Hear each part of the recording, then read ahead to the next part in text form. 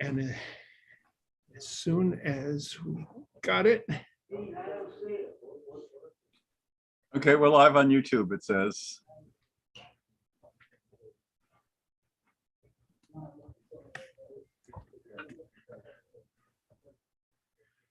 And we're getting there. Yes, we're already muted, YouTube, and we are going to spotlight there and maybe turn off that one light that's obnoxious.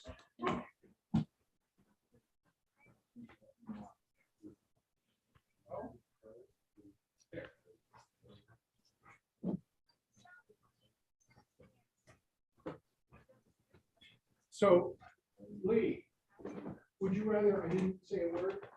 Oh, yeah, because a part of me is overjoyed that you're here. Yeah. You know? Yeah, right there. And maybe turn off that one. Like, it'll be kind of like part of the announcements. I don't know. I'll find it later.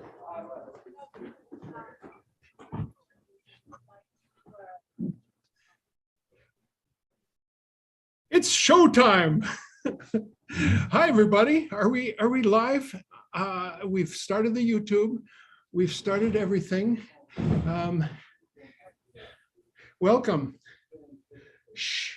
Lee, Eli. We have to deal with a new problem, which is that officially today we are a hybrid version of community church. We are physical and virtual. We have virtual speaker here, and I will tell you to say hello to Kristin Waters, who's with us, and we have some audience, and we encourage you all to join us physically here at Community Church of Boston in Copley Square. My name is Dean. I haven't seen the list of everybody, but in case there's somebody who doesn't know that already, and I serve as the, what do they call me? An interim administrator, but mostly a longtime member, passionate about this thing, Community Church of Boston. You'll be hearing a lot more as this morning progresses. But my favorite thing about here is what I want to eventually revert to and mostly do nothing but, which is be the guitar player and organize the music. Today's performer named Reggie Harris had to cancel or postpone at the last minute.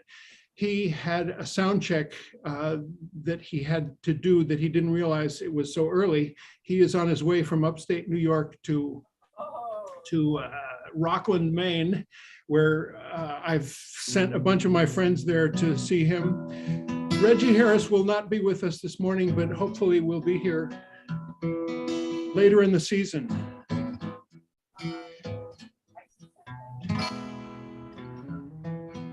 So I get to sing for you. Isn't that spatial? It's very spatial, and I've got some songs to sing for you, especially this one. I hope you will join on the refrain, which is Solidarity. Solidarity, written by my friend and hero, Tom Pacheco from Woodstock, New York.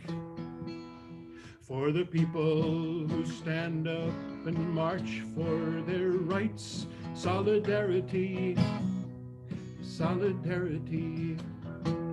For the ones who shine lights through the perilous night, solidarity, solidarity.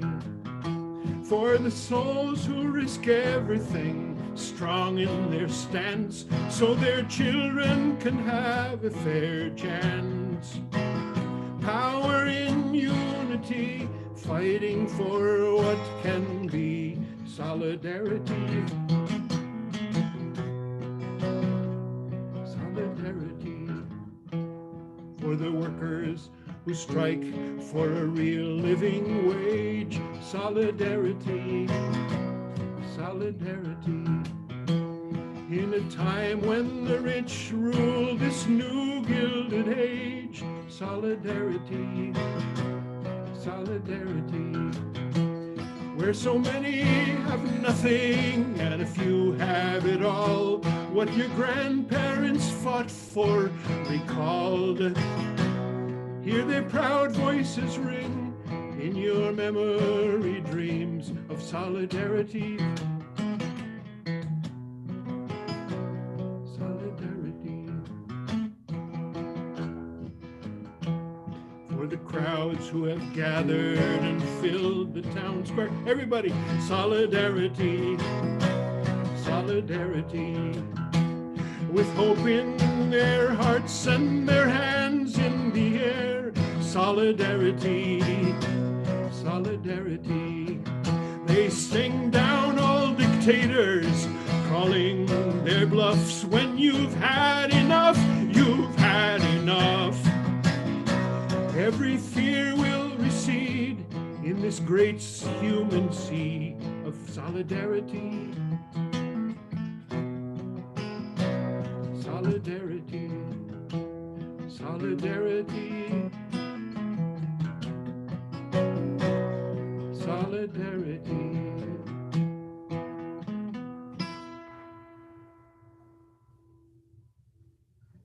Oh yeah, Tom Pacheco. Tom Pacheco was with us right before COVID hit. You remember that? Oh, wow. Send out my greetings to Tom and to all of you.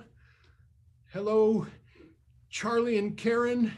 He's our tech guru who helped us spend the last half hour trying to figure out a tech issue that had a really easy solution. And we've finally got it, just 2 minutes to spare before 11 a.m.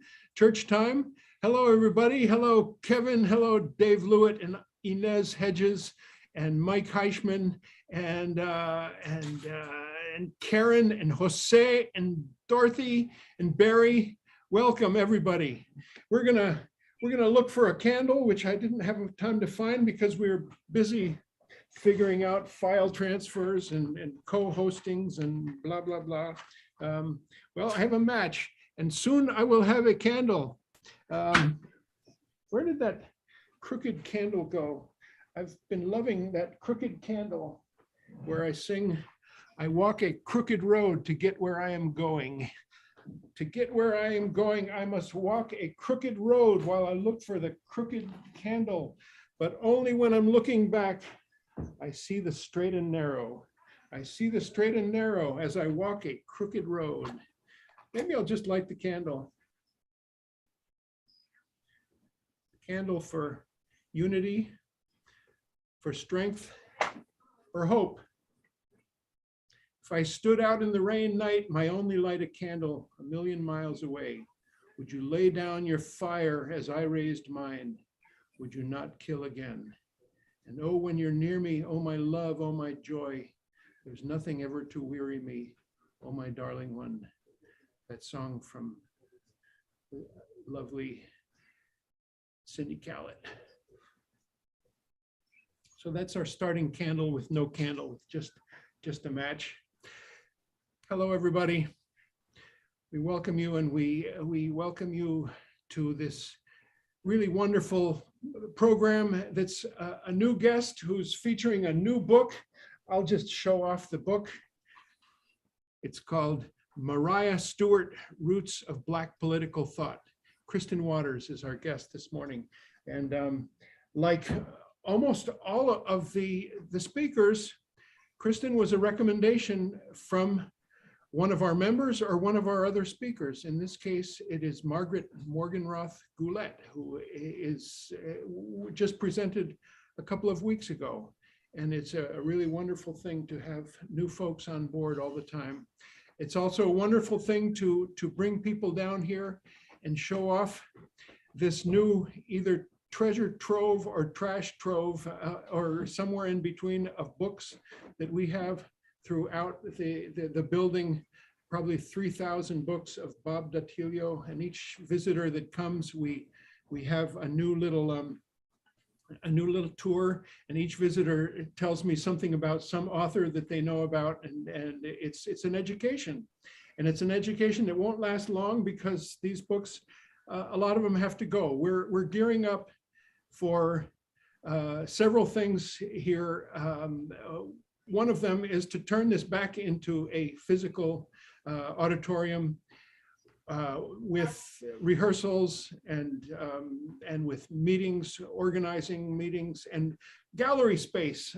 Very proud that our most recent visitor was on Friday, and it was Victor Wallace and Inez Hedges. And we're scheming up a gallery display that will fill all of the walls of this room, which I'll give you a little show, are filled with all sorts of icons and pictures and schedules and posters, especially the posters by our amazing publications manager, Crystal Rollins Jackson. I'll show you back here is that Say Their Names poster that she designed, Black Lives Matter.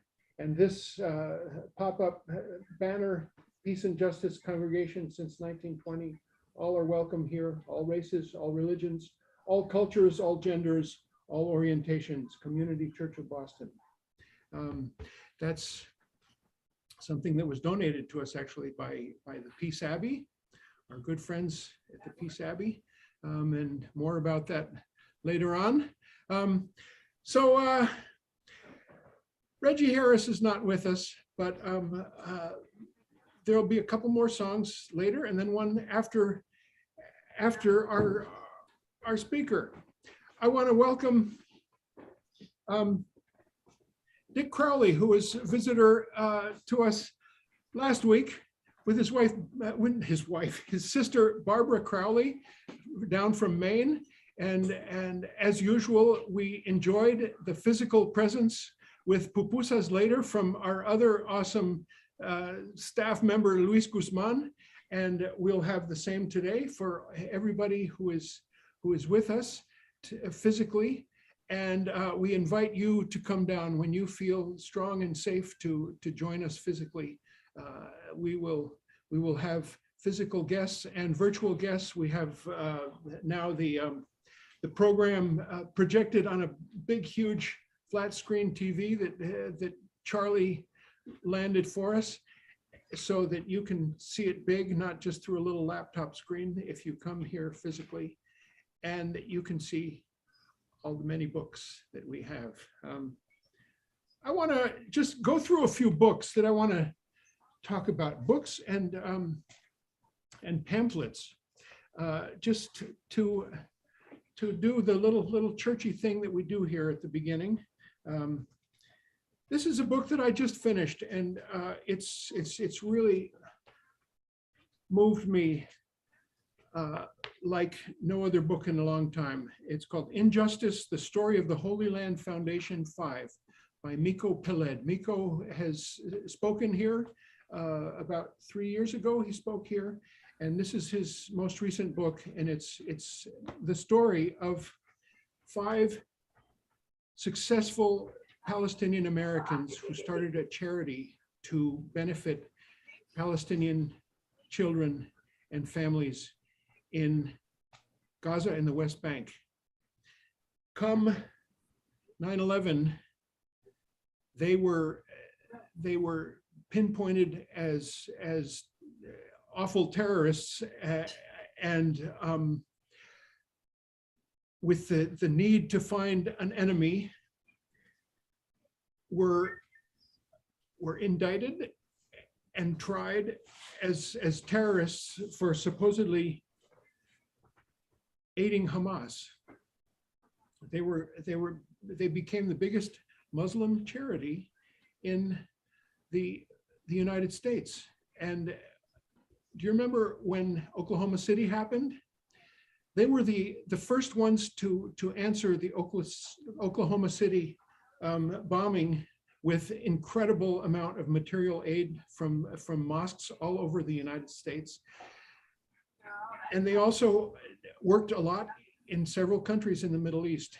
And then 2001 happened, and with a lot of secret Israeli, probably bogus intelligence, They were indicted and tried. There was a mistrial, and then there was a second trial, and they were found guilty, and they are now serving long sentences in horrible federal prisons. There's 5 of them. I don't know all of. I could tell you their names, but it's a story that I recommend you all to read. Mikko Pellet's book. It's a story that very much mirrors what happened 100 years ago to Sacco and Vanzetti. It's just uncanny. That's all I was thinking about when I was reading this book. And when we have another board meeting, I am going to make a motion that these 5 Palestinian family men, very active in their mosques, who are now serving long prison sentences, and their families have to come long distances to see them under the horrific conditions we know about of visiting any kind of prisoner, much less a federal prisoner that's charged with crimes of terrorism. It's just an incredible story. And I want to make a motion to the board of directors of this church that they win our Sacco and Vanzetti Prize for 2022, hopefully next fall. We used to have a Sacco and Vanzetti committee that would make the decisions, and sometimes it was just the board, sometimes it was the program committee, but I'm just so convinced that this would be a really great moment to highlight them, because of what's going on not only in Palestine, as well as what's going on in Yemen, what's going on with weaponized drones in Afghanistan, and so many other places. All eyes are on Russia and Ukraine, but there's a lot of other eyes to be focused on a lot of other places where we have dropped a lot of bombs and where there's similar scenarios like Yemen. This brings me to the next book I want to tell you about, which is, it just came, and this is Chris Hedges. Chris Hedges, his new book is called Our Class: Trauma and Transformation in an American Prison. And Chris Hedges, who of course spoke here about 2.5 years ago, and whose YouTube presentation has like 36,000 views already. It's pretty amazing. Anyway, this is his story about his first class that he taught in a prison, and their trauma and transformation. And it's a really moving book that I recommend. It's a new addition to our library. And the other reason to talk about Chris Hedges is the fact that not only Chris, but also another recent speaker at Community Church, whose name Abby Martin, both have been deplatformed by YouTube. Abby Martin, whose film we showed a year and 1 month ago, it's called Gaza Fights for Freedom. And both of those, Chris Hedges and Abby Martin, had programs on RT, which is the Russian sponsored government channel that doesn't have all just Russian propaganda, but it has some really amazing speakers. Like, do you remember, what's his name, who was mayor of Minnesota, who was a professional wrestler? Come on. Jesse Ventura. Jesse Ventura had a program on there. Chris Hedges, Abby Martin. I'm terrible with names. Another great blogger. His name will come to me. Anyway, they got removed from YouTube. Years of programs, and not political programs. One would, Chris Hedges talking with an author about Ulysses, or whatever. They're gone, and it brings a question: are we going to get deplatformed too? And it brings a question about this whole thing with YouTube. YouTube makes it very easy for you to do this. We are broadcasting live on YouTube, and we are recording on YouTube, and with a few keystrokes, we are part of our YouTube channel. But YouTube can turn us off and turn us on as they like. And right now we depend on that YouTube channel to be documenting our work here at Community Church. And it raises a big question mark that we need to find a solution to about removing those files, not removing them, but copy them somewhere else so we still have control over them and access to them. And this is a whole new question to bring up. And you know, those are the new commies, is people who talk truth about something that the government doesn't want you to talk truth about. It reminds me of this next one, which is, I've been talking about a little bit, Dr. Donald Lothrop, our minister for 40 years, who addressed the Joint Legislative Committee on Rules of the General Court of Massachusetts on Beacon Hill in 1958.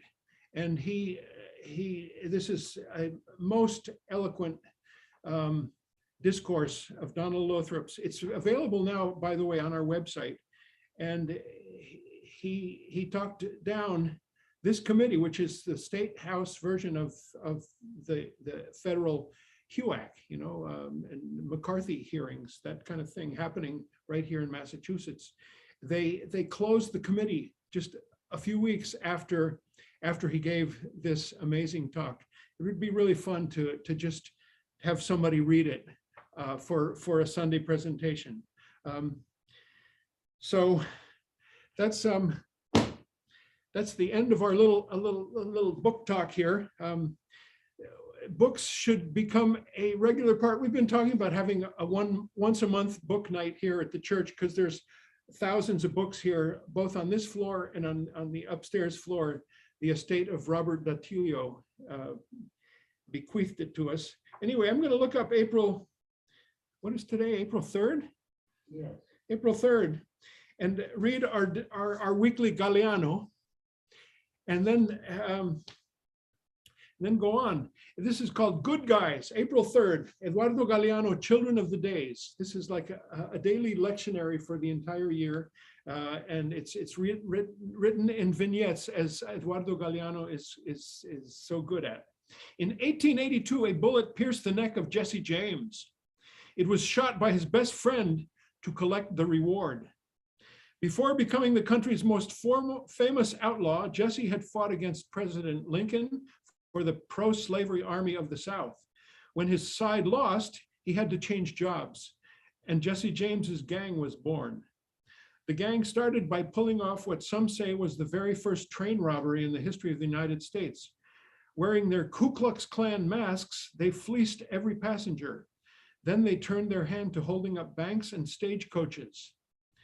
Legend has it that Jesse was something like a Robin Hood of the Wild West, who stole from the rich and gave to the poor, only no one ever met a poor person who received a coin from his hands. Yet there is no question about his generosity to Hollywood. The movie industry can thank him for 40 films, nearly all of them successes, in which stars from Tyrone Power to Brad Pitt have gripped his smoking revolver.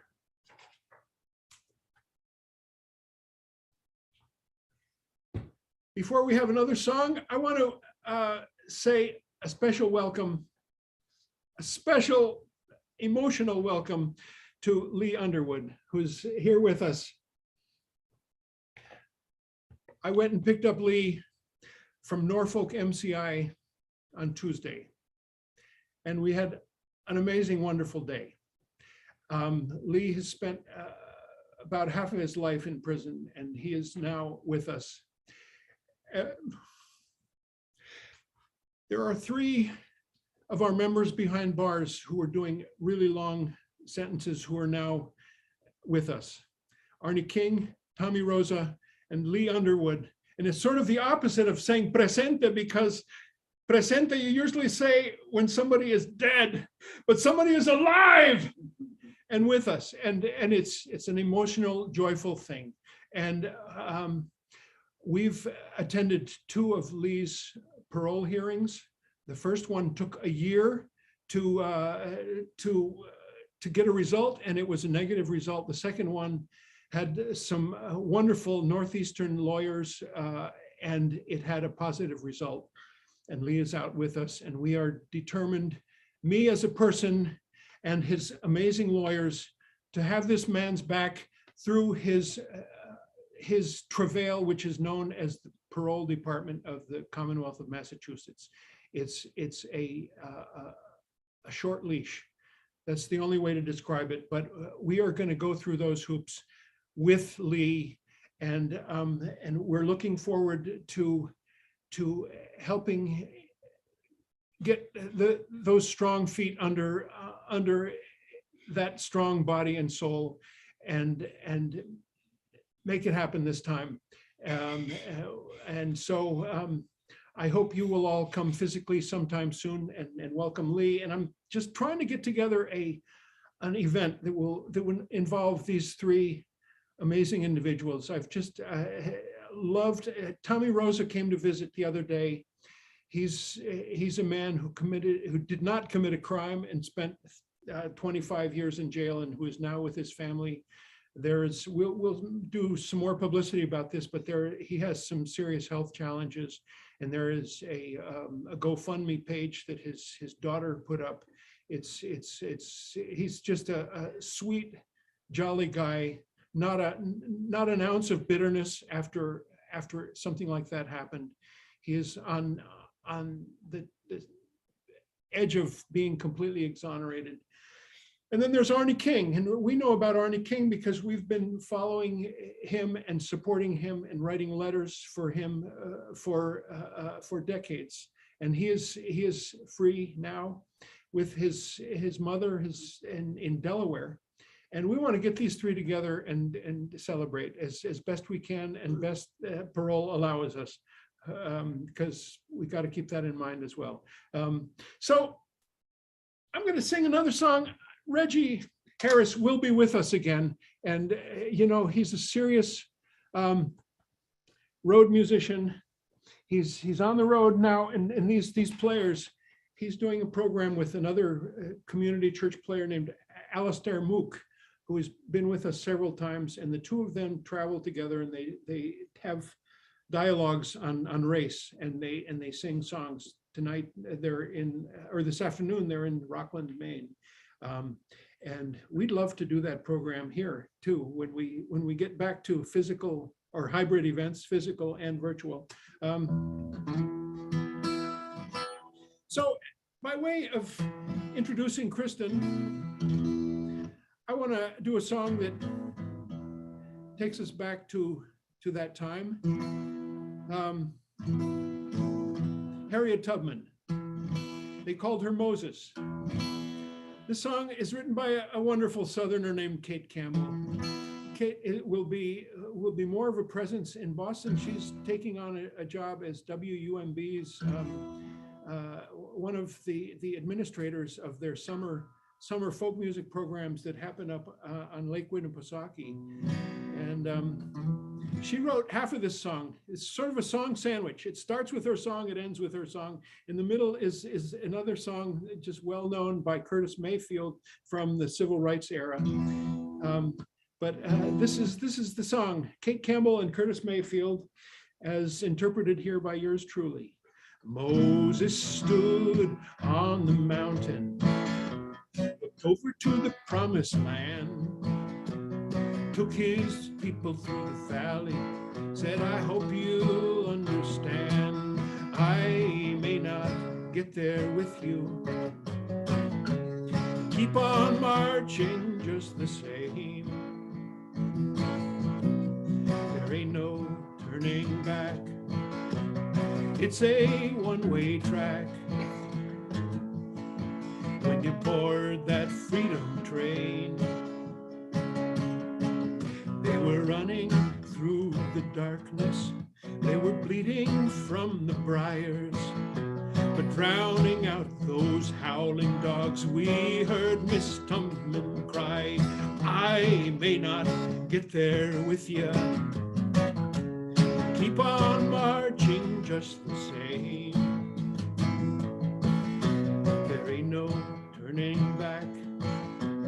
It's a one-way track. When you board that freedom train, people get ready.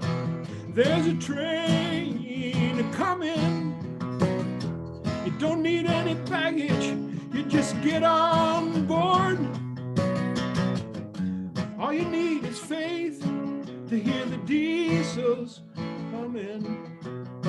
You don't need no ticket. You just thank the Lord. People get ready for the train to Jordan, picking up passengers from coast to coast.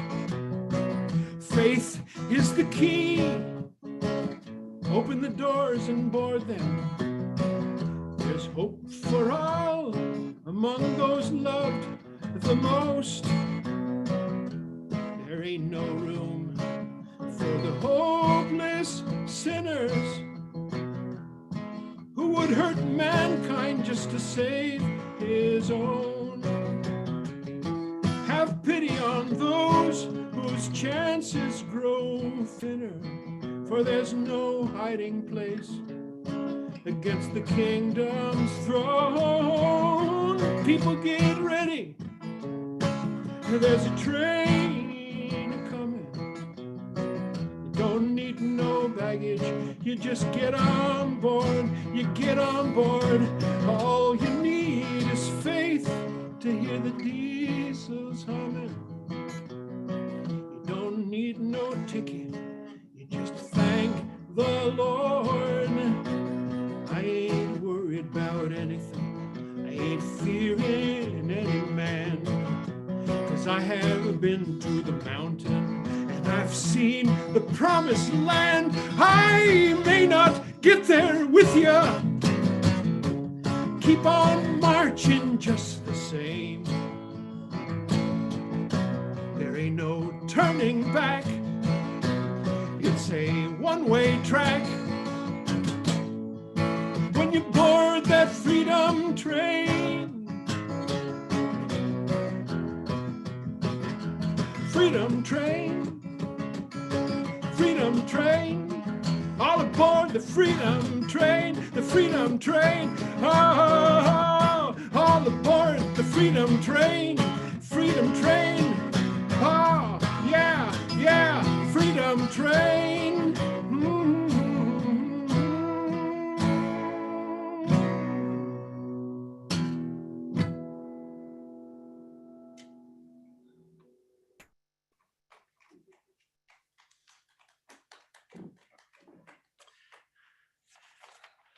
Folks, Kristin Waters, I'll tell you about her a little bit. Thank you, Margaret Morgan Roth-Goulet, for recommending Kristin to us. And Margaret, I've got to announce it. I think I have it somewhere on my desktop. Is doing her major research is on ageism. Ageism, and that's something that a lot of us can relate to. I don't want to tell you what our median age is of our membership, and I won't go do a research project on it. And we're looking for some young'uns to just say, hey, want a church? Want a church? Make up a religion. It's clay in your hands, dude. Do it. But here we are doing programs every Sunday. Doing programs and broadcasting them, and hopefully doing them live to more people as the days go by right here. Kristin Waters, Ph.D., Emeritus Professor at Worcester State University. And thank you for coming in live and in person today. Scholar at Brandeis University Women's Studies Research Center. Her scholarship reclaims the work of women and African Americans, situating it historically and within contemporary intellectual frameworks. Her book, Black Women's Intellectual Traditions, Speaking Their Minds, co-edited with Carol Conaway, was awarded the Letitia Woods Brown Memorial Prize from the Association of Black Women Historians. Her book, Women and Men Political Theorists, Enlightened Conversations, remains one of the few race and gender inclusive political theory collections of the 18th and 19th century writings. Her new book, Maria W. Stewart and the Roots of Black Political Theory, has been called a brilliant intellectual biography that examines Stewart's political philosophy through the lens of the long tradition of African-American feminism by Dr. Manisha Sinha, award-winning author of The Slave's Cause, A History of Abolition. Kristin Waters, welcome. The flow is yours.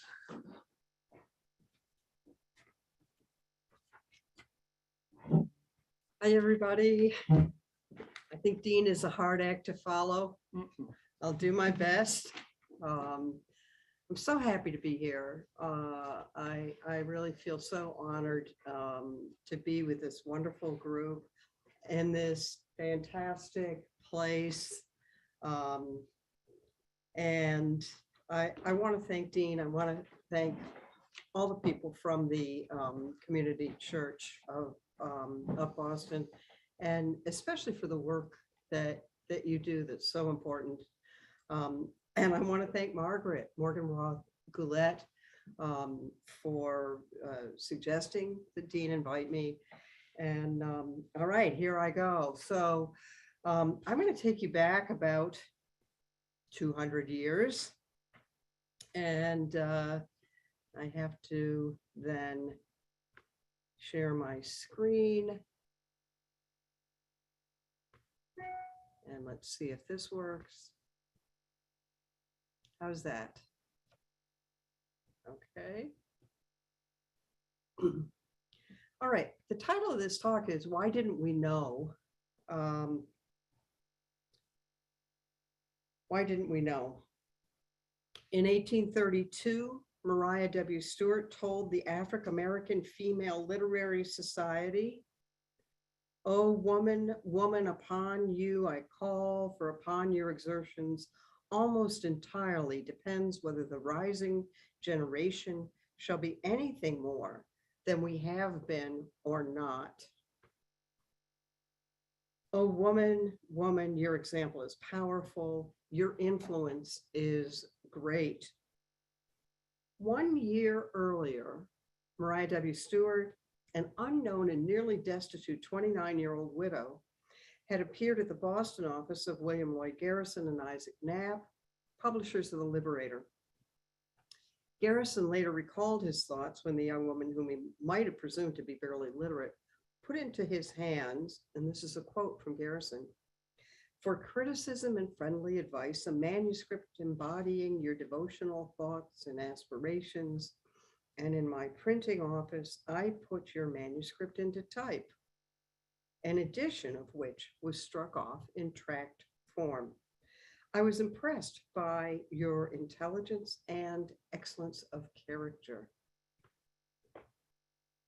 In doing so, Stewart became, in the words of Marilyn Richardson, who some of you may know, America's first Black woman political writer. Between 1830 and 1833, Stewart wrote a series of meditations and essays, delivering them publicly on topics ranging from women's potential for success in business, religion, and politics, to the effects of servitude on class advancement, and searing critiques of race and gender inequalities. Why didn't I know? And people often ask me, in fact, my daughter said, "You have to talk about this. How did you get in? How did you, a white woman, get into this, this work?" And so I'd like to tell you a little bit about that before I tell you more about Maria Stewart. 30 years ago, I read Marilyn Richardson's book, and maybe some of the others here also did. She wrote a biographical essay and a compilation of Stewart's 1830s essays. And I read it and I was hooked. By that time, I'd spent 10 years in undergraduate and graduate education, during which I had read none at all work by women or people of color. Think about that. There were very few women PhDs at the time, and only about 6 Black women, including Angela Y. Davis and the entire discipline of philosophy. Of course, Davis had to go to Europe to get her PhD. I was reading a wonderful book by Patricia Hill Collins called Black Feminist Thought, where she wrote that there was so much reclamation work that needed to be done that everyone should engage in it, including white women, and that we white women should not excuse ourselves from doing the work by claiming that our race prevents us from having authenticity. It's just an excuse. So in my first book, I included work by Maria W. Stewart, Frederick Douglass, Anna Julia Cooper, and then my dear friend Carol Conaway and I co-edited a book entirely devoted to Black women of the 19th century. Have I been challenged by people for writing from my race, class, and gender subject position? Of course I have.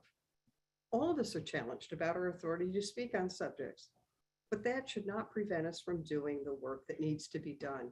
I mean, the academic world especially, that's what we do. We criticize people for better or worse, right? People's work. Otherwise, how would the work get done? By the handful of Black women philosophers, many of whom were not even working on race and gender?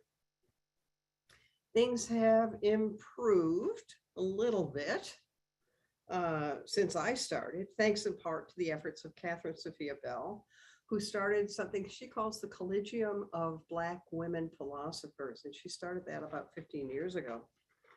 She's at Penn State, and she wrote, just think about this and the racism and our disciplines and the sexism as well.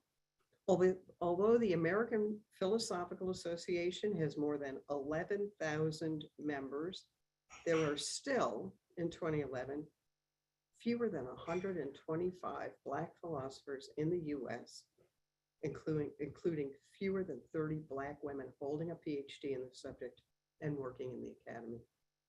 Astonishing. So why do I do this work? Because it needs to be done. Why don't we know more about the history and the ideas of Black women? In part because they were Black women, unlike Frederick Douglass or William Lloyd Garrison. So let's explore that idea along the life and thought of the first Black woman political theorist. Maria Miller was born in 1803, 219 years ago, to a free Black woman, Lib, who was formerly enslaved in Greenwich, Connecticut, and Caesar, who may have still been enslaved at the time. And I explore the circumstances of her birth speculatively, because we don't really know specifically what happened. Among the many, you're going to laugh at this one, among the many slave-holding families in Greenwich, Connecticut, were the ancestors of former presidents George Herbert Walker Bush and George W. Bush. One Bush ancestor, Thomas Walker, was a sea captain and notorious slaver who was so cruel that his own crew members shot him and threw him overboard in 1796. Consider that the Bushes were sufficiently proud of this slaver ancestor to carry his name, Walker, or W, in their own names. And what I say to this is still no reparations. Miller was orphaned and became indentured to a clergyman in Hartford. Now, this is not the person who she was indentured to. We'll get to him in a minute. At age 5, made to sweat, labor, toil in his household. Work she later revealed she despised. Released from her indenture in 1818, she studied in a one-room Sabbath school until in her 20s, she determined to leave Hartford. One puzzle that I confronted is how this former indentured servant, Maria Miller, a vulnerable young Black woman, made her way from Hartford to Boston at a time when transportation was so difficult and her race and gender were major obstacles. I argue in the book that she took advantage of a powerful Black Baptist movement led by the charismatic leader, Reverend Thomas Paul. And that's who we see here in this slide, Reverend Thomas Paul. This new denomination had built the African Baptist Church, still the oldest still standing Black church in the US today. Yes, it's still there. I hope some of you have been there, and if you haven't, you have to go see it. It's right behind the State House. It's a fabulous building. And you just go inside and you can feel the presence of people like Thomas Paul, Frederick Douglass, Maria W. Stewart. It's really wonderful. It's a part of the Museum of African American History on Joy Street in Boston. So young Maria Miller was magnetically drawn to this movement, this church, and this religion. Thomas Paul was the first pastor of this church, which was consecrated in 1807. Okay, so she did make it. I hypothesize that Thomas Paul helped her get to Boston. He was back and forth on his way to New York City because his brothers, Nathaniel and Benjamin, they had a kind of a corner on the Black Baptist market at the time. One of the brothers was in New York City and the other was in Albany, and he traveled between these places. So he would have gone through Hartford. Shortly after she arrived in Boston, Miller met and married a wealthy Black businessman, James Stewart, and met David Walker, whose appeal to the colored citizens of the world is perhaps the best known abolitionist document of the 20th century. You can see this document, you can read it online, and it's really just an amazing piece. So for a very short time, she lived a life of relative leisure, married to a wealthy businessman, accepted into the community and the church, and then disaster struck. Her husband died suddenly of heart failure. Walker also died. And then the Reverend Thomas Paul passed away. To cap it off, over a period of 3 years, she was robbed in the courts of a sizable inheritance by unscrupulous white businessmen, and she became destitute and radicalized. She started writing and gave her work to Garrison, who published her first essay, Religion and the Pure Principles of Morality. After that, she delivered a series of lectures to the African American Female Literary Society. Who knew there was such a thing in 1825, 26, 27, right? And then she delivered a lecture at the African Masonic Hall. The Black Masons were founded by a man named Prince Hall, former slave, in the late 18th century. And Hall was so smart that he realized that he could use the Masonic order as a way for African Americans to meet secretly, although people knew they were meeting, because it was a secret society. And they used that as a kind of political tool whereby they could organize. And that's really how they got to build that African church, was through this Prince Hall and the Masonic order.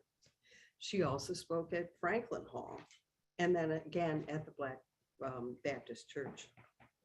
That term African, by the way, was used at the time to mean African American, what we would say, because remember, many of those people were from Africa in the late 18th and early 19th century, had been recently stolen. So Stewart's lectures comprise an impressive body of work and form the basis of a theory I call Black radical or revolutionary liberalism. I know at this time, people on the left are like, oh my God, liberalism, no, are you kidding? But we need to remember that at that time, liberalism was the radical theory of the day, right? This is 20 years before Marx and the Communist Manifesto, or maybe even 50 years before that.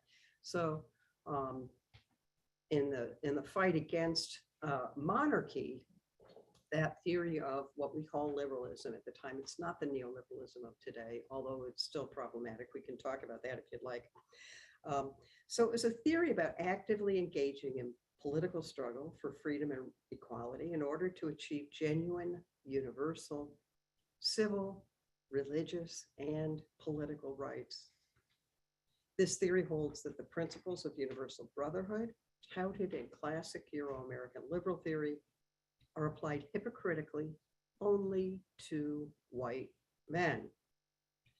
Stripped of inconsistencies by writers across the centuries, ranging from Prince Hall to Charles Mills, these principles converge to prove the justness or righteousness of freedom and equality for all, the universal equality of humankind. All right, what did she say? In 1832, at a lecture at Franklin Hall, in front of a mixed race and mixed gender audience, so radical for someone to do that, she declared, "Oh, horrible idea indeed, to possess noble souls, aspiring after high and honorable acquirement, yet confined by the chains of ignorance and poverty to live lives of continual drudgery and toil." So that's Maria Stewart. But this is the message that was conveyed to all African Americans, free or enslaved. Don't speak. Don't listen. And by God, do not write or teach or preach. If reason is the defining feature of a human being, as Enlightenment thought would have it, and we demonstrate reason through words and actions, then brutes, as Black people in America were called by those who are in power, the brutes must never be allowed access to the means of self-expression, and if they did find access, they must be silenced, punished, and made to labor so hard into exhaustion that they have no time or breath or energy to speak and act against the oppressors. And to me, that sounds familiar. I think there are things like that happening today. Philosophers call this epistemic violence, the damage wrought by tightly controlling the flow of knowledge. Episteme is from the Greek word for knowledge, and combining enforced ignorance with a punishing regime of excessive labor. But nonetheless, African Americans did fight for access to knowledge and overcame physical hardship to craft a revolutionary theory, Black revolutionary liberalism. A year later, in her Masonic Hall lecture, she told her audience, "African rights and liberty is a subject that ought to fire the breast of every free man of color in these United States and excite in his bosom a lively, deep, decided, and heartfelt interest." So Maria Stewart identified the strategies used to maintain power. First, control the flow of knowledge. Why didn't I know? Control the flow of knowledge, epistemic violence. And second, maintain a punishing regime of labor or physical violence. And then enforce an ideology of white supremacy, or whatever you want to call it. Some people don't like that phrase. Call it a theoretical paradigm that classifies certain people as superior and others as inferior based on morally irrelevant categories like skin color. So here's my dear and recently passed friend Charles Mills in the denim jacket. I don't know if any of you know the work of Charles, but he wrote a book called The Racial Contract and many, many other books as well. And he identifies a racial contract in which whites contract to regard each other as moral equals who are superior to non-whites and who create accordingly governments, legal systems, economic structures that privilege them at the expense of people of color. By combining knowledge deprivation and excessive labor, oppressors create a condition that fits the ideological mindset of superiority and inferiority, ragged, uneducated, and exhausted. Mark that image with blackness. No lace bonnets and leather gloves for the ragged set.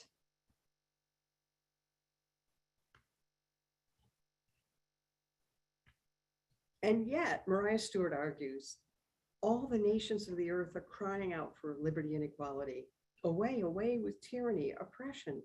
Shall Afric's sons be silent any longer?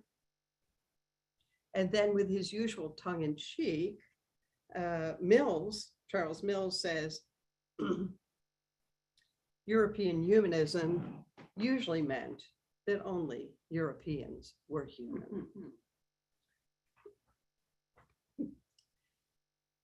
How does this fit in with Black feminist theory?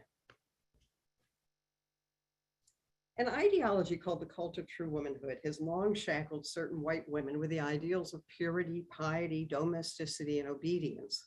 Yet white ideologies stipulate that Black women are impure by their nature. Stewart effectively counters this ideological straitjacket. As to purity and piety, she argues, souls have no color. So in God's view, we're all the same. Then she argues against resistance in her own community to her speechifying, announcing, methinks I hear a spiritual interrogation. Who shall go forward and take off the reproach that is cast upon people of color? Shall it be a woman?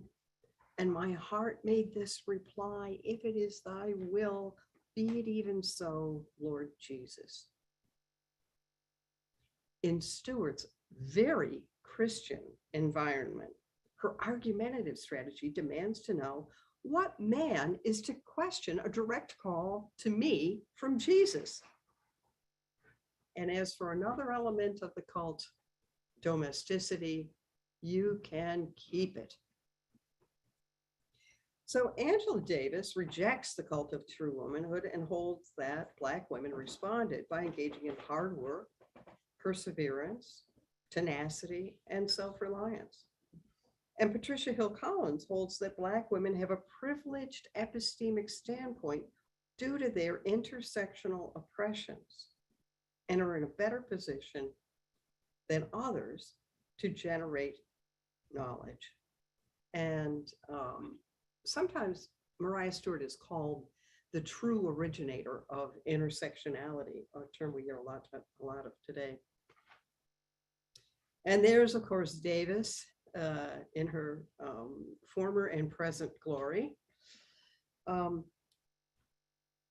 Even more recently, in books, movies, music, and everyday life, the response from Black women and girls has been to move from, as Brittany Cooper says, beyond respectability. In other words, why meet these standards and expectations that are a form of white policing of Black bodies? Why not be fierce, outrageous, angry, or joyous? One critic writes that of Beyonce's Coachella concert, that she was performing her music, but she was also saying that the performance of respectability, the policing of Black people's behavior and appearance to better appeal to white people, is an oppression we don't need in our lives.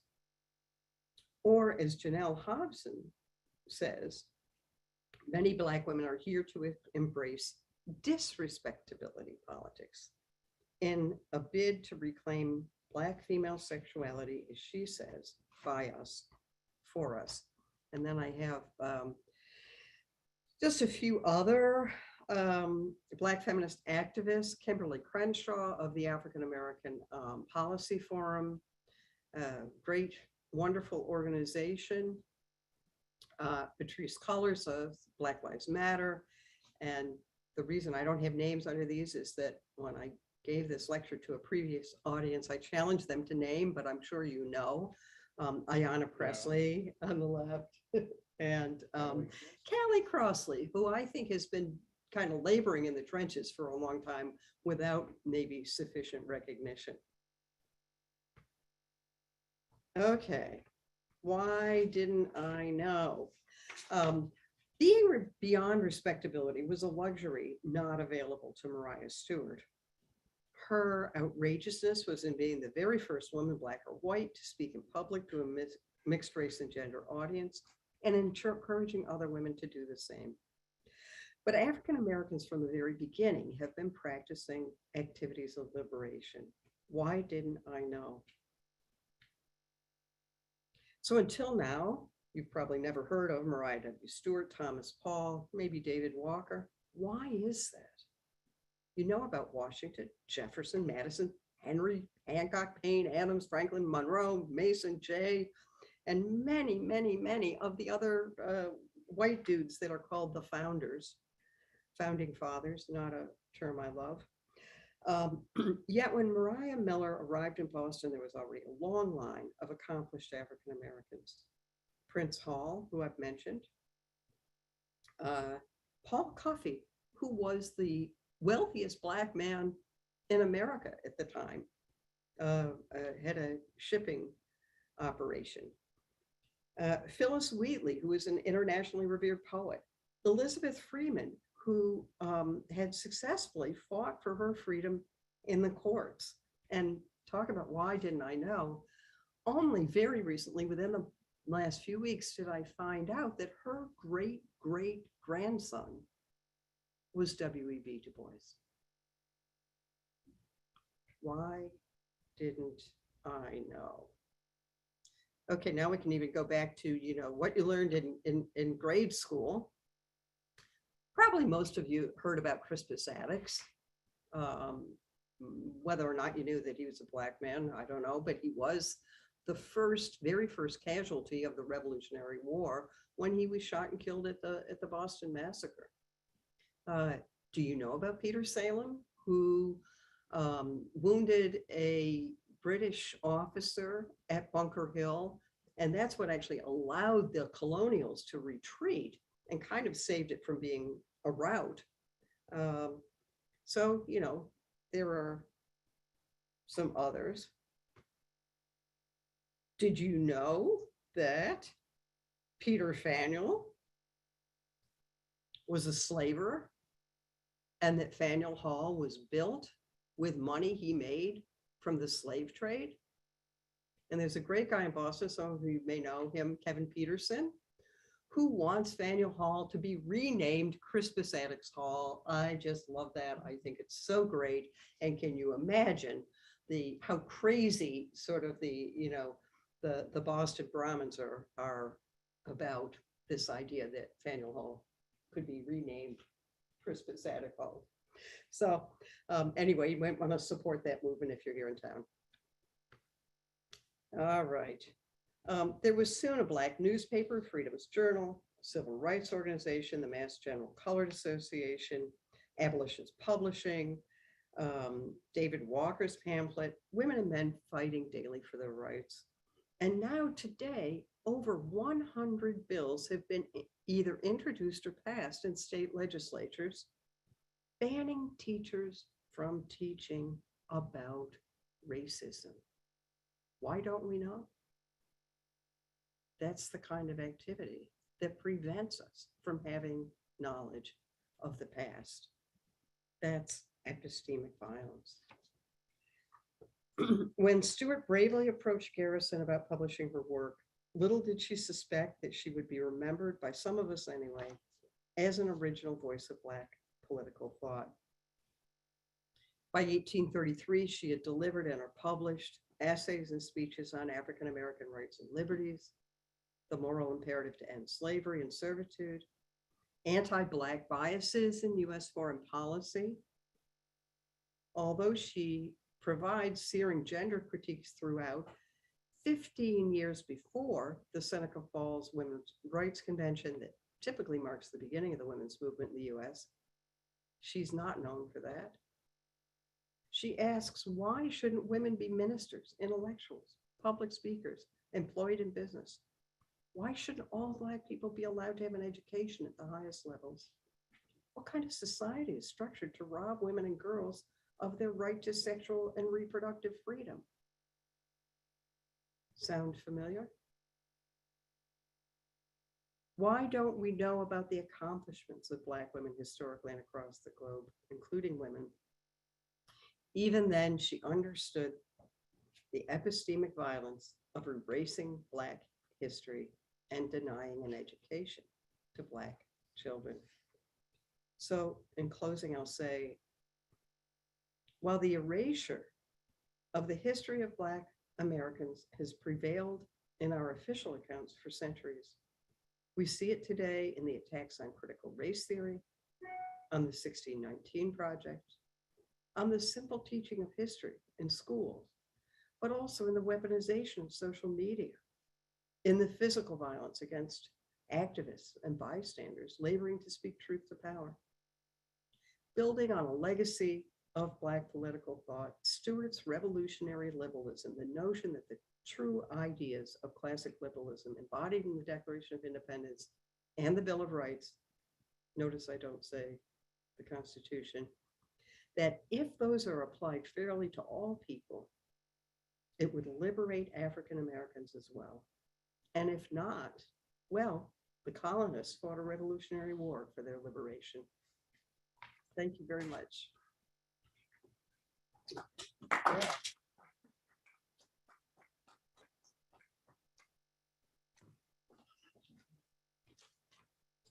Kristin, thank you so much. Thank you. That was lovely and a lot for us to talk about. I'm going to stop share and get my face in front of you again. And this is the time in the program where we usually have a beautiful donation basket saying we need your support to make this happen. And I don't see it near me, but I will tell you that we need your support to make this happen. And you can support us by going to our website, communitychurchofboston.org. And there is a PayPal function and a credit card function there. You can also send us old-time paper checks, 565 Boylston Street, Boston 02116, and we'll put that in the chat before the day is out.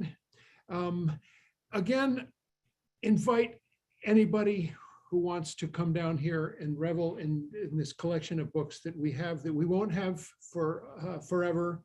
It's going to be a challenge, and you can help me with this challenge of figuring out what we want to keep and what's got to go somewhere else, because we are going to convert this auditorium away from being Dean's man cave full of books to being an auditorium again, and to having rehearsals and activist meetings and making space available for all kinds of events to some of the groups that we had before. Like, let me tell you, some abilities dance. It's all disabled dancers. That was an amazing group that rehearsed here.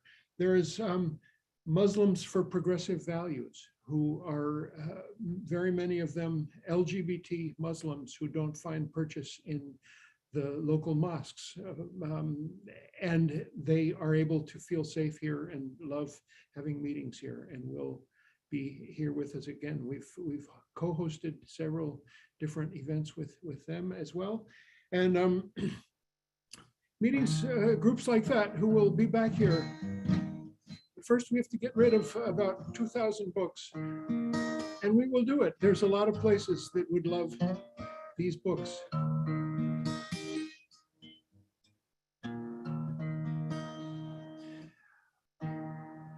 I'm going to sing this song. I wrote it about 30 years ago about my neighbors in Alston. It was a street of triple-decker houses, all with Italian families with 3 generations in each house. The grandparents, for mobility reasons, were on the first floor, and the other generations were up in the other floors, and the grandparents were there because it was the closest place to the gardens, which were between these triple-decker houses, and they kept gardens as fastidiously and meticulously as anybody you ever saw. It was a beautiful thing to watch, and they were there from dawn to dusk out doing their thing. And I watched them and watched all three of the Italian men pass, and then their wives.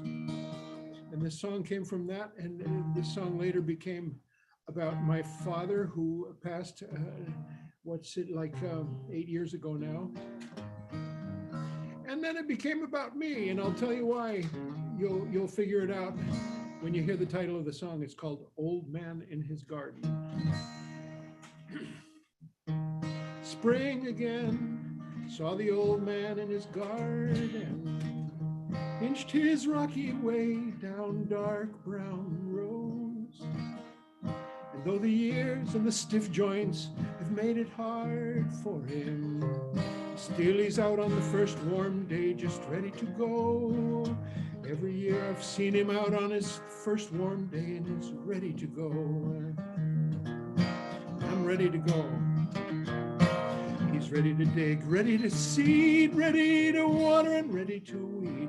He will prune and clip and spade, and he will move so slowly it'll take him all day. And the next one too. Whatever gets done, we'll have to do. Might be just one, and it might be two rows that he gets done today. Gotta take them as they come your way. Take them one by one today. At the end of each day, he sits out on his front step, leans on his wooden cane in the last rays of sunset.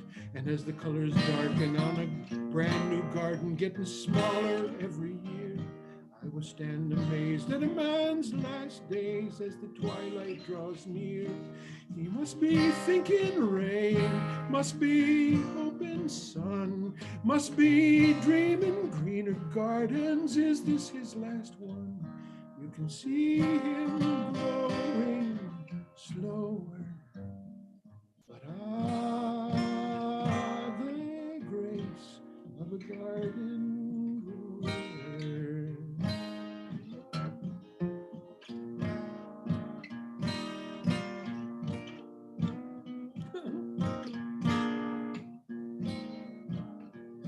When I am old, I want to stand out in a garden. I want to gaze on the work of my hand. When I grow tired and slow, may I rest assured that the fruit of this work is the bounty of this land. I want to leave it a better place. I want to give it more than I take. I want to go gently. I want to go so gently. I'll be thinking rain. I'll be hoping sun. I'll be dreaming greener gardens when it's my last one. You can see we're growing slower. But the grace of a garden grower. I'll be thinking rain. I'll be hoping sun. I'll be dreaming greener gardens when it's my last one. You can see we're growing slower. But the grace of a garden grower.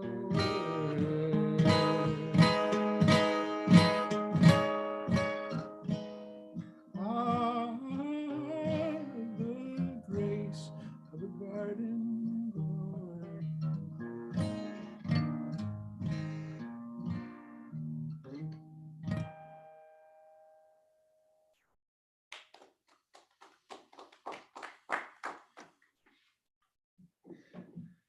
Well, thanks.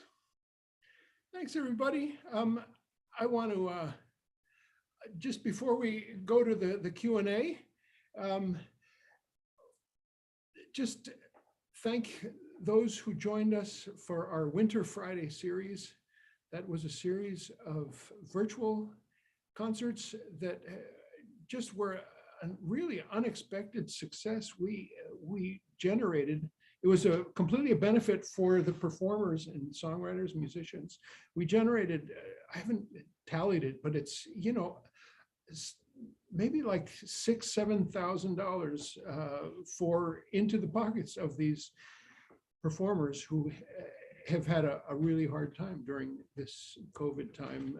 Just their tours have been cut short, and it just felt really great. And we have a whole catalog of 12 concerts, and they're all on our YouTube channel, if it hasn't been deplatformed already. But it was really a really fun thing, and and also a lot of work.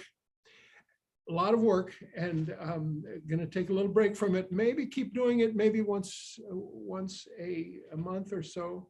There's some great programs besides what's coming up in your newsletter, which is on paper or it's on our website. I want to tell you about a couple of things coming up. Next Sunday is filmmaker Michael Sheridan. And it's all Afghan filmmakers making short films about their lives, and some of them who are refugees will join us in the Zoom. Michael Sheridan, he does amazing work teaching people how to make film, especially young people. The week after that, we have another Mainer. His name is Scott Vlon from the Center for an Ecology-Based Economy, Norway, Maine. And another Maine musician named Owen Kennedy, who is my favorite for the springtime. He's all about birds. He's a very accomplished songwriter and ornithologist. And a lot of his singing is about the singing of birds and the migration of birds. And finally, one more I'll tell you about. April 24th, two of my longest time friends, women, powerful women who are doing incredible work to fight climate change in their local communities. Kate Crosby, Laura Burns. Kate, one of my best friends is Eric Kilburn. He's my studio engineer. We do shows together. In fact, if you happen to be in Lebanon, New Hampshire this Friday, come see us. I can give you the information about it. Lebanon, New Hampshire, we'll drive up there in his electric car. And it has a range that can get us there and back.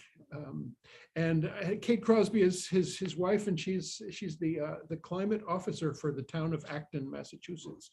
And she does really exemplary work on cutting carbon in every way that you can think of, from their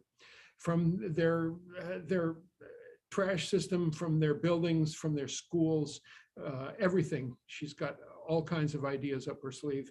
And Laura Burns, who's a musician, she used to play at community church in the 80s and 90s, and she is also a very similar kind of, she used to be the town selectman woman of Hingham, Massachusetts, and now her work on the payroll of the town is just about climate initiatives. So that's a little bit of what's coming up here.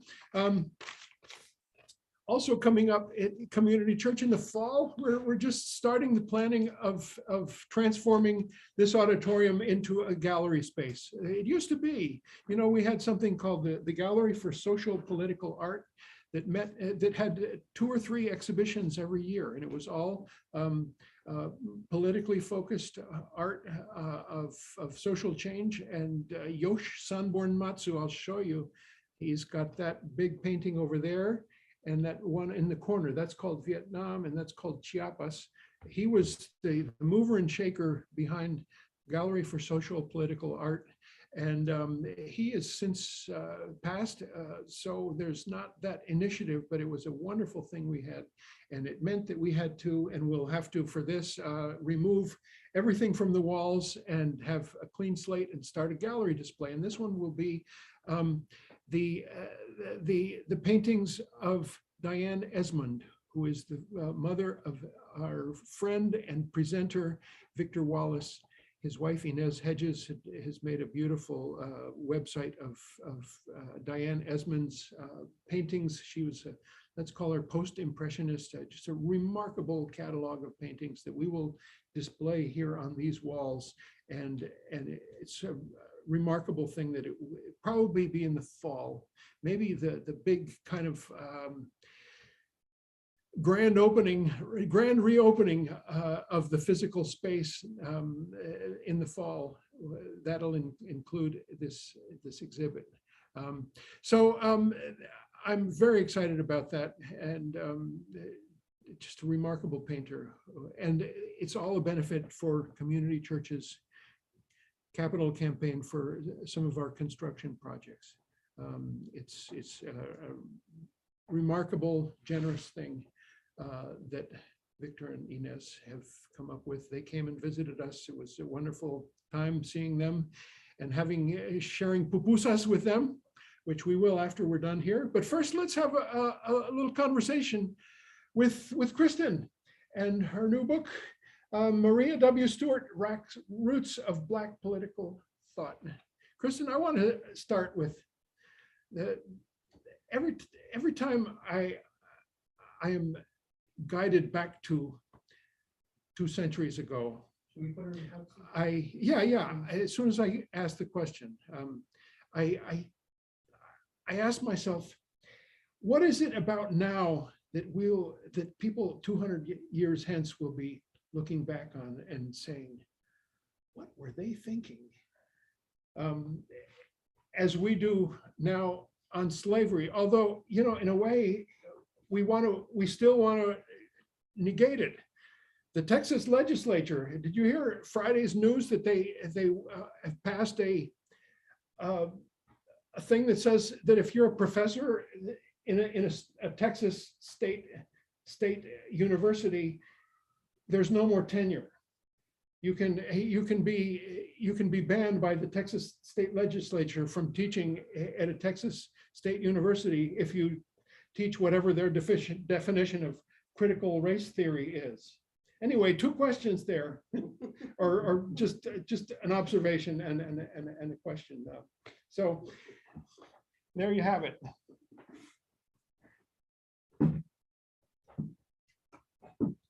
Let me tell folks, if you want to put a question in the chat of either of the YouTube channel or the Zoom, that's one way to do it. You can also put your little virtual hand up, and that way, and if you go like this in your rectangle, we might see you, we might not. Charlie is going to handle this more than me because my seat is taken by our invited guest.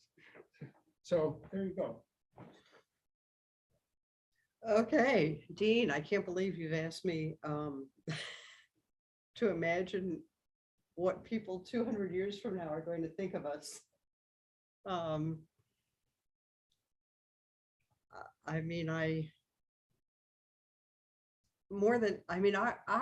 want to be hopeful. I really try to be hopeful. I look back and I think, how can we still be working so hard?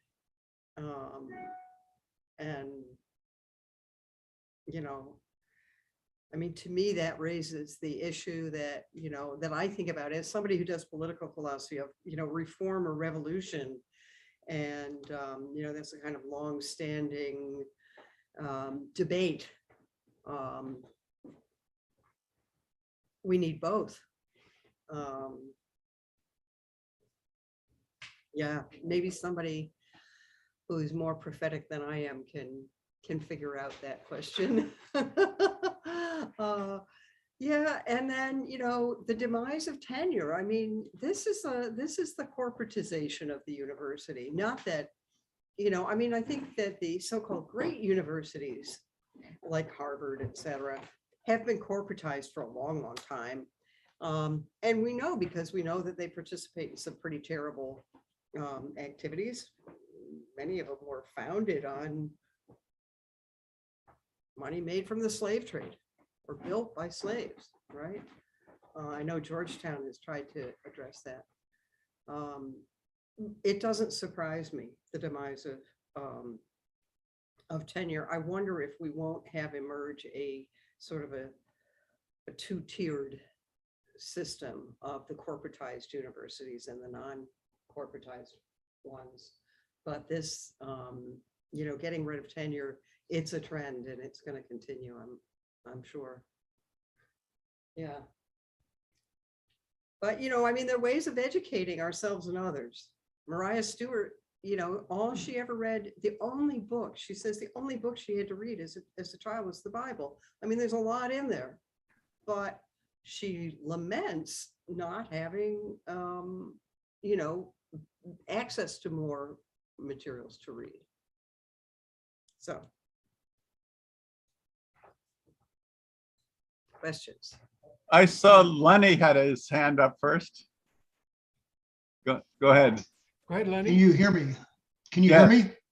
Yes. Okay, I put a thing in the chat also. You were talking about the Bush's family had an ancestor named Walker. There was a William Walker who around 1850 set out to conquer Central America for the 80s. Dean should know about this because he fought a war in Costa Rica. There's plaques to that. Do you think he's related? I always wondered if he was related to the Walker Bush family. I really don't know. And when I went to Greenwich to do my research on Maria Stewart, I walked in and the archivist immediately said, "Oh, you're here to do work on the Bushes," because of course everybody who goes into that archive wants to learn more about the Bushes. And I said, "No, I'm actually looking for Maria Stewart." And she had no idea who I was talking about. But that would be worth looking up. Somebody needs to do that work. Can we just speak up? Can you hear me? Yes. Hi, thank you so much, Kristin. I really, really enjoyed the presentation, and I want to applaud your willingness to do this because I know how racism affects scholars too, that the identity politics, which I hate for many reasons, but people should be able to do research on what interests them and what they have the training to do, whatever their race or religion or whatever. I'm sure that as a white woman, you got a lot of flack from all sides about doing this important work. And I want to applaud you and thank you for presenting it to us today. And thank you, Dean, for having Kristin come. And the last thing I want to say is one of the things that puzzles me, but it is evidence of how systemic racism is. And that is that anyone should be surprised that Black people can read, write, get doctorates in philosophy, teach, research, etc. And the sense, and I would exempt everyone here in this audience from this, but so many people are just surprised because, oh, you mean somebody whose skin is darker doesn't have the equipment to do all that?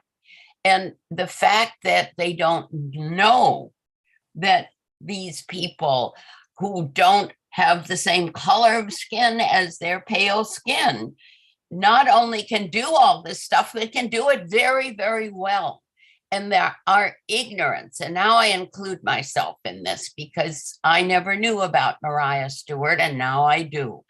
But our ignorance, and I include all of the pale faces, is due to the systemic racism that has suppressed our knowledge, has not given so much public awareness and attention to people like Maria Stewart, an extraordinarily courageous and brave person. Imagine walking into the Liberator's office and presenting something you have written. How much, let me use a Yiddish word, how much chutzpah you needed to be able to do that. And I just have tremendous admiration for her and for you, Kristin, for enlightening me about someone that I, as a longtime second wave feminist, never heard of. And hello to everybody at the at Brandeis. I taught there for many years.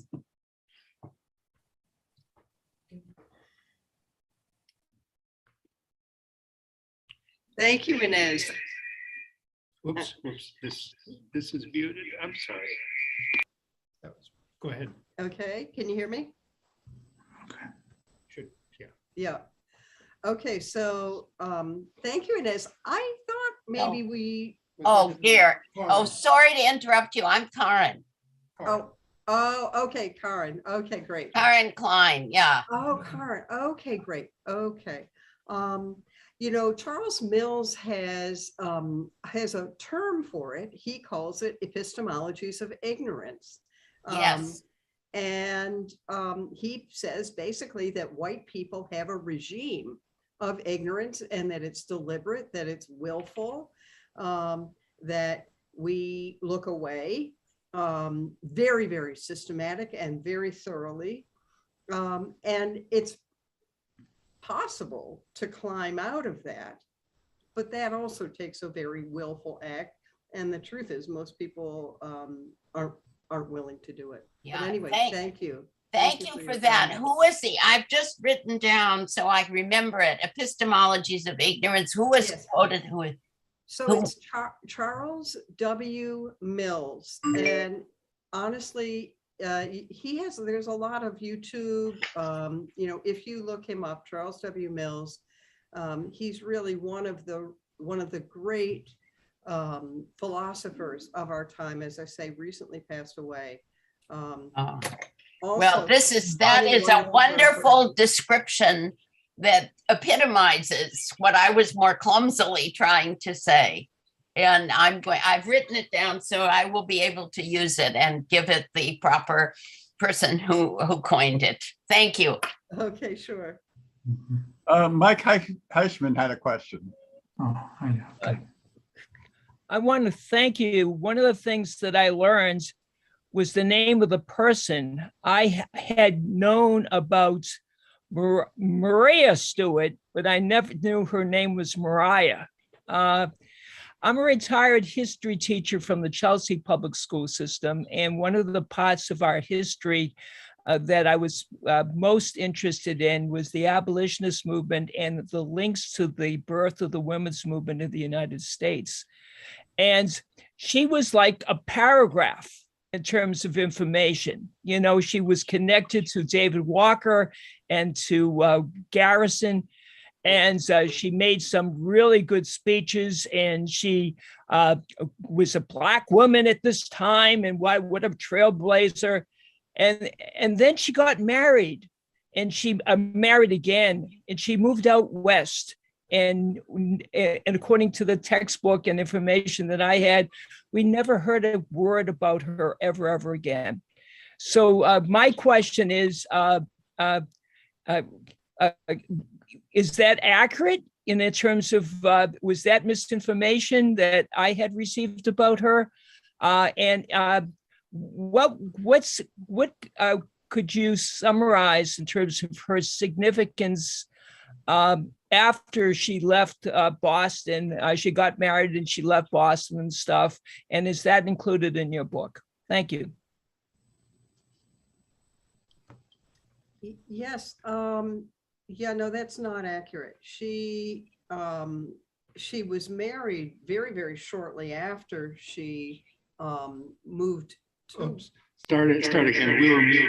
No. It's wrong. This one is muted. Go ahead. Okay, you can hear me all right? Yes, I'm sorry. Okay, so yeah, that is not accurate. She married very shortly after she moved to Boston, I would say within 6 months. It's all covered in the book. She married James W. Stewart, who was a fascinating guy. He was a mariner. He fought in the War of 1812. He was also a merchant mariner. And he had a big shipping business in Boston. And he died within 3 years of their marriage in Boston, right? She then, but thank you for the question, because it gives me a chance to say a little bit about her life after Boston. She left Boston. People say she left because of the sexism she encountered, and she did encounter a lot of sexism. People didn't like this woman, Black woman, up on stage pontificating. I think that there's another reason why she left, and that is she was in probate court for her husband's estate for 3 years. And when that probate was finally settled and she was left more or less destitute, she wanted to get out of town. You know, she'd had it. And she got a teaching job in Williamsburg, Brooklyn. And she taught there for quite a few years, maybe almost 20 years. And then she, I don't know what possessed her, but she just kept moving further south as we got closer to the Civil War. So she moved from there to Baltimore. She had a teaching job at Baltimore. She moved then to Washington, D.C. just before the war. And she has a lovely essay called My Sufferings During the War. It's very troubling, but it's beautifully written. After the war and the creation of the Freedmen's Bureau, she got a job as a matron of the Freedmen's Hospital, which is now, of course, the Howard University Hospital. In 1879, she petitioned for a pension from the government on the basis of her husband's military service in the War of 1812. If you can imagine that. She got some money, amazingly, and instead of using it to provide some physical comfort for herself, she republished all of her writings. And that's a big part of why we have them today. Now, my book covers up until about 1835. I keep saying somebody's got to write the remaining 35 years of her life. I hope somebody will do that. But thank you for your question. Can I ask a follow-up? Just Yeah, in probate court in Boston, did she? I'll repeat the question was from she someone here. stripped of assets? Yes. So systematically by the white establishment?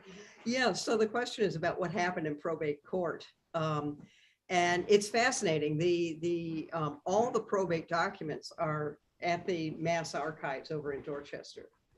And there are pages and pages of them, minutely listing the assets. You know, David Walker writes in his appeal that if any Black person acquires property, that property will be stripped from them by white people. And that was prescient. He wrote this before this happened to Maria Stewart. So this fellow with a kind of Dickensian sounding name of Badger, Daniel Badger, and a few other people went after her and went to the court. They produced a false will. The judge threw out the will, but then having failed with that, they just kept creating claims against his estate. He and his buddies kept creating claims against the estate, and they systematically stripped this very wealthy man of all the assets, and she was left penniless. Yeah. So Not surprisingly, unfortunately. no, and so sad. Confirmed my suspicion. Yeah. So, Kevin, did you have a question? Go ahead. Yeah, I just have a comment. It's I just want to thank you for your talk, but it's this notion about you were talking about Crispus Attucks having been killed in the Boston Massacre in 1770, and then there was a move to change. Uh-oh. You're You're muted. muted. You're muted. You're muted. Kevin, you're not. Kevin, you need to unmute yourself. Yeah. Okay. Yeah. Okay. So I'm just going to say that I just remember hearing about in this issue of slavery. It Now happened it's- again. Now it's Kevin, clipping. Is that muted or is it just clipping in and out? It's like my wireless connection. And I worked as a caseworker at Grove Hall. I met a guy who his name was Clyde Christmas, and he was a fraud investigator. And he told me, he said, I asked him, "Are you from Grove Hall?" He was a black guy, and he said, "No." I said, "Where are you from?" He says, "Oh, I'm from Canada." And then I find out that, and I said, "Was it Canada? You mean you're from? Where are you from in Canada?" He says, "Oh, I'm from. I think it was from Digby, Nova Scotia." And then I find out, he tells me the story that his forefathers had been slaves in Virginia and the slave owner was he was loyal to the King of England, to George III. And because the patriots in Virginia, who were also slave owners, they were going to tar and feather him because he was a loyalist. So when he realized that was going to happen, he says, "Well, we've got to get out of here." So he ended up going to a part of North America where they were loyal to the king, and that was Canada. So he took his 3,000 slaves, or whatever, I don't know how many slaves he had, and they ended up in Canada. But the irony about it is, there's an irony about it. So if when you're loyal.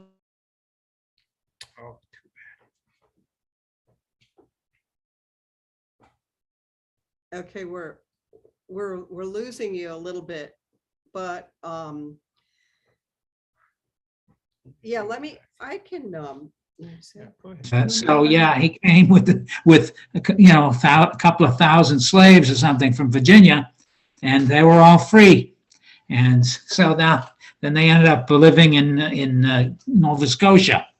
And that's I just find that irony is quite telling. So here I have a guy who's living in Grove Hall, working for the state, and he's telling me the story that is a tale of irony. That a certain worldview does change over time, and that's. Well, I think at the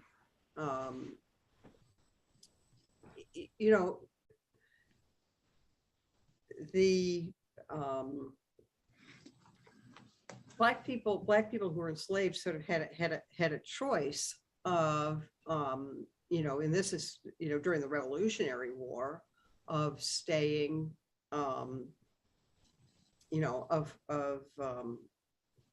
fighting for the colonies. Many of them did. Boston had a lot of black patriots.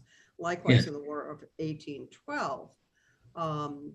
There are lots of stories of people in the Chesapeake Bay and enslaved people actually swimming out to the British ships in the bay to escape, because they felt they had a better chance, and then others feeling like, if we fight for the U.S., then they will be liberated. And that was kind of the tale over and over again. I think even, you think of World War II and the start of the civil rights movement of that era was, from returning soldiers who felt like maybe they would be liberated, meaning becoming, having their full civil rights, but always a double bind. Yeah, there is. That's true. But so I just found the whole story that when he told me he was a Canadian citizen, or had been from Canada, that he wasn't from around Grove Hall. There was a big movement to Nova Scotia. So there's a whole history in Nova Scotia of former slaves settling there. That's true. I remember going into, I was in Nova Scotia a couple of years ago, and I found out that I was driving through one town. That was Digby, and it was a town that was surrounded that where Black people lived mostly, with a few with some white people, but most of them were Black. Yeah, it's just that's the situation that they ended up in, is that that because of the this notion of slavery in one area, they think it's going to be the same. No, it's not. It changed. So history has changed. Time has changed. That Let was me my also point. mention Yes. to everybody that I think Crystal is with us on this call. She is our beloved publications manager and Yes. office manager, and she has researched her ancestry like you wouldn't believe, and some of it has to do with Nova Scotia as well. It's Right. really fascinating. It's been really just great for me sitting in the office with Crystal and hearing about her adventures studying her ancestry, and just the Right. difficulty of studying ancestry when you have a slavery background. It's just like Right. you That's see right. this in Henry Louis Gates's Finding Your Roots program. Finding Your Roots, right. Yeah. This is way before Finding Your Roots came into play. But this is, I just found it, I appreciated that I got this conversation from someone who worked for the state in Grove Hall, but he was not from Grove Hall. He was from another part of North America. So, Right. but, it was a fact of history for him, for me too. I didn't realize that that had happened there, but it was. But then I also read in some history that during the Revolutionary War, British soldiers were that there were announcements in certain parts of colonial America that they were said if anyone was loyal to the crown, that is Black. I would just say that the people, the This is British Crystal. didn't really, the people didn't really treat the Black loyalists who fought for the crown that No, well. it was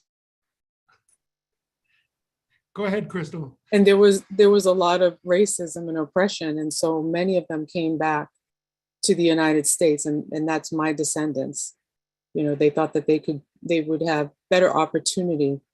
And so that's what happened with my family, and there's a large contingency of Black people who descend from those Black loyalists, and in that area, Annapolis County, where Digby is.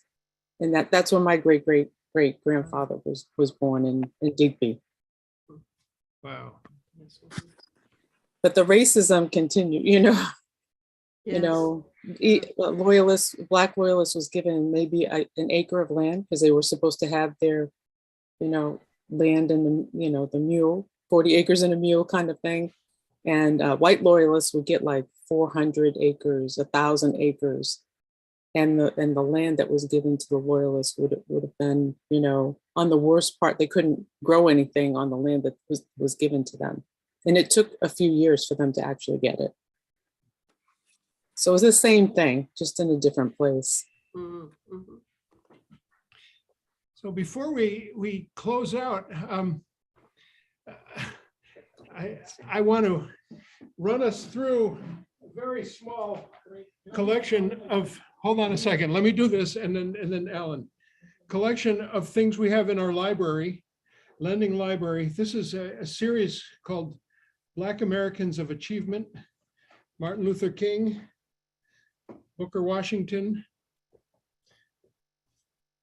Nat Turner, introductory essay by Coretta Scott King, James Baldwin, and Sojourner Truth, Harriet Tubman, Paul Robeson, whose son spoke here once, Frederick Douglass, and Langston Hughes. Come on by. Here's also a a biography of Rosa Parks, who spoke here as well in the 80s and was given our Sacco-Vanzetti Award. W.E.B. Du Bois. Biography of Marcus Garvey. From Slavery to Freedom, A History of African Americans, John Hope Franklin. It's a pretty, this is almost the whole library. Bob Datilio's collection was very short on African American part of our history. He was mostly absorbed with early 20th century European stuff. He was an Italian second generation immigrant and obsessed with Sacco and Vanzetti and whatnot. But this is our own collection. Come and borrow one of these books if you like sometime. Let's see, next, Alan. Yeah, come on up. Alan is here physically with us, board member, building committee chair. Welcome, Alan. Just a member. I had a comment. I want to thank you, Kristin, for coming in. I'm sorry I missed the beginning of your presentation, but I wanted to sort of just make some comments about what Dean led off with the question, the hypothetical, like if 200 years from now, looking back, assuming that somehow racism has vanished, been eliminated, not abolished, but eliminated for any number of ways. Then the question, what were they thinking? And I just, racism is just so insidious. The power structure, European power structure, not just American, but European power structure, white male European power structure. It is, as some other scholars have pointed out, it is like the point of it all, to define and limit and control their own position by keeping others down. So I wanted to just, so I'm a pretty radical guy. I'm not just liberal, I'm not just progressive, I'm like radical, and I try, and I spent a lot of my life learning about things that, I actually had a pretty good beginning. I built on a lot. It's not like I had to go through a huge transformation, but I'm a white guy. And I grew up in a white society, in a white school system, and so on and so on. But I wanted to give an analogy of something, of what NPR does, using NPR, because supposedly, they're just a massive media outlet for the more affluent people in the United States, in this country. So just not talking about Black racism for a moment, but Muslim racism. And so a few months ago, I heard a show on, it was Maine Public Radio, but it was an NPR production. And it was about an entrapment thing by the FBI of a group of Muslim men who were totally innocent. And they were entrapped by the FBI, and it was just a horror show of abuse of power and so on and so on. And the point of the whole show, the overt point of the show, was that this is what our government can do, and bad apples, blah, blah, blah, and you knew that they were innocent all along. They were very clear about that. But by the end of 1 hour, a listener such as myself, again, very radical, and like to think I'm a little bit enlightened or something. By the end of 1 hour, there's an impression left in my brain that there's something wrong with Muslim men, that these folks are innocent, but yes, they really are terrorists lurking about. It's just not these guys. And this is the insidiousness that I want to highlight here about racism of all kinds. But in this example is Muslims, but it's the same thing for similar thing for Black folks. And so on NPR, I'm picking on NPR here just as an example. There's other outlets I could pick on too, but so the NPR has a tone of voice and a voice, and it's white.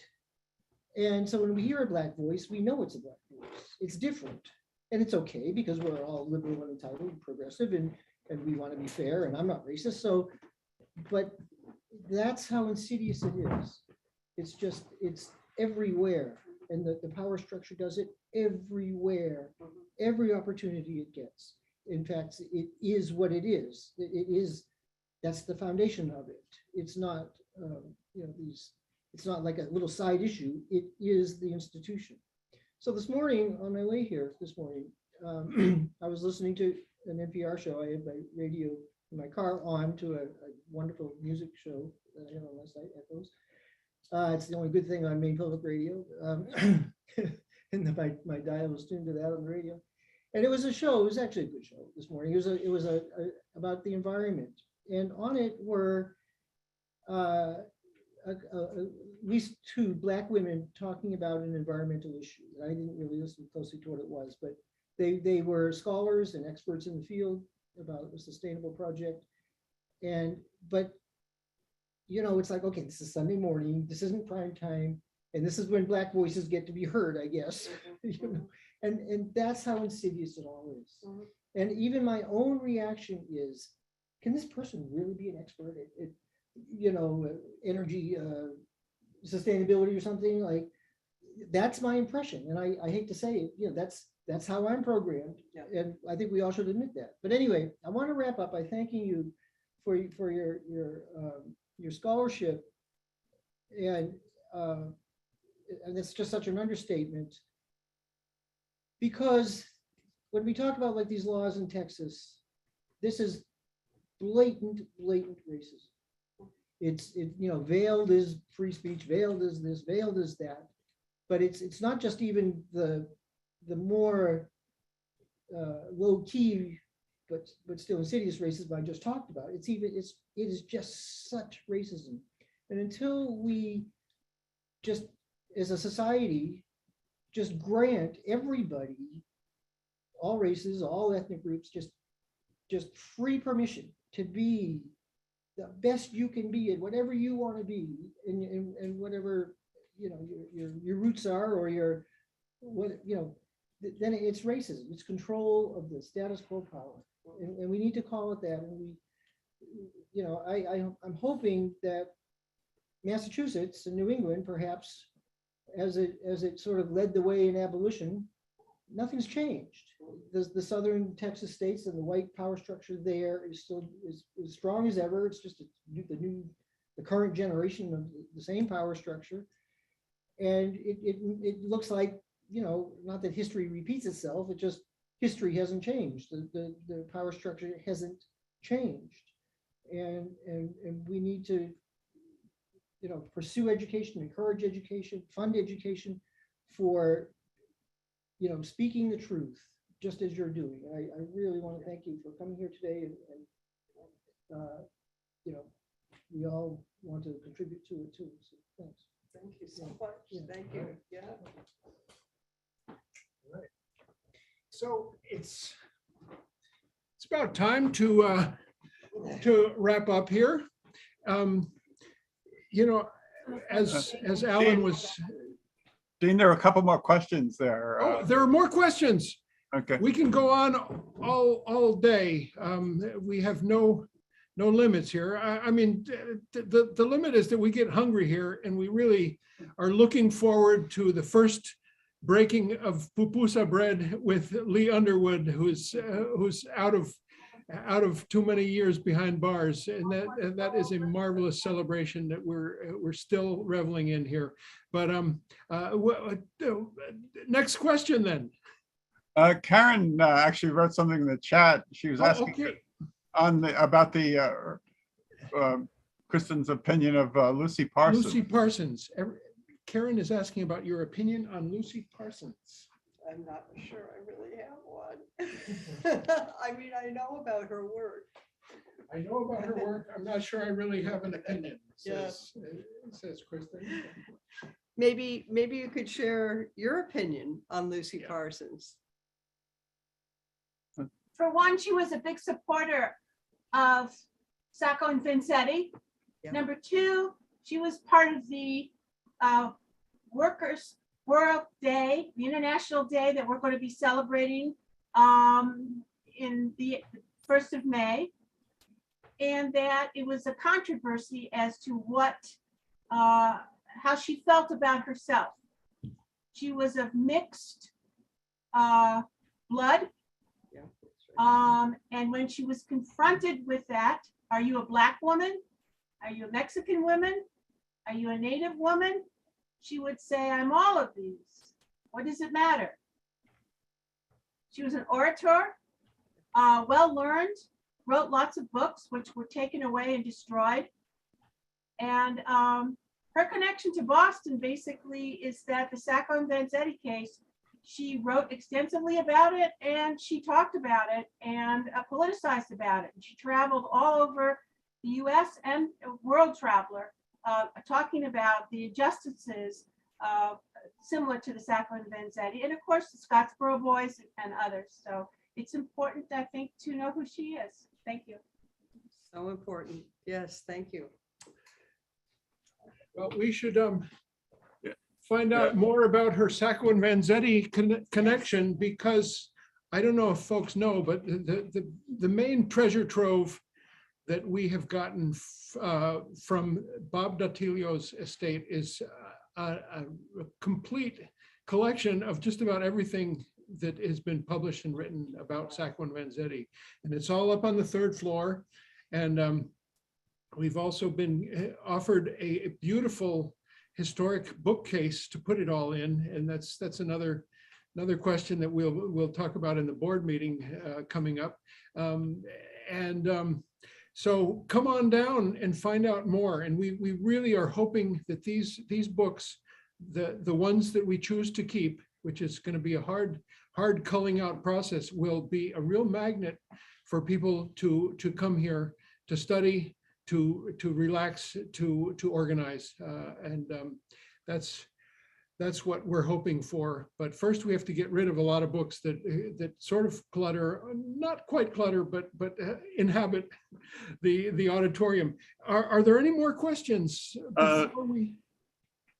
The other question was from Dorothy, who said she's signed off, I think. So Dorothy. We're free to end. We're free to end. Well, that's all, folks. Say aye. And let's just at 1:05, which is not too bad. Actually, we came within 5 minutes of our sort of movable target. Remember when Daniel Ellsberg was here and spoke for 3 hours? That was a good one. But again, Kristin Waters, thank you so much for being with us today. It's really just the beginning of hopefully education and understanding. I urge you all to look up Boston's organizing entity that's called SURGE, Standing Up for Racial Justice. They're very active online. They do a lot of Zoom events, do a lot of demonstrations. SURGE, if you'd like a link to them, be in touch with me, dean@deanstevens.com, and we will connect you there. Join us for upcoming events. Here's a really cool one. I'm just working on. These programs have just sort of been coming together of their own energy. Michelle Fazio is somebody who came to us again through Sacco and Vanzetti Italian Studies Scholarship, and she co-wrote a book with 2 other women that's about the Triangle Shirtwaist Factory disaster, 1908, I think it was. And they have this new book, and they'd like to do a book presentation. And I was hoping that maybe on that same weekend, Labor Day, we can include that as we have Steve Kellerman speaking about Eugene Debs, and we could also have these 3 women talking about the Triangle Shirtwaist Factory and the research they've done on that. And maybe we could also have like a concert with a labor activist musician like Charlie King, or like there's a bunch of them. David Rovics. I'm just thinking out loud, and that's how things happen as far as our program. And open for suggestions about programs to all of you. Be in touch, and you form this program. This is your house. This is where you belong. So be in touch, okay? And let's say meeting at the building is over. Hallelujah. Amen. Amen. Amen. Amen. Amen. Lucy Parsons. Amen. Gonna learn about her. Amen. Amen. Amen. Amen. Maybe she should have a biography in our library. Amen. I don't know of one. Amen. Maybe there is one because we have about 200 other biography books for you to find out. Amen. Amen. Amen. And now we're off the YouTube. Amen. And now we're off the other meeting. Amen. Amen. Let's have some pupusas. Amen. Hallelujah.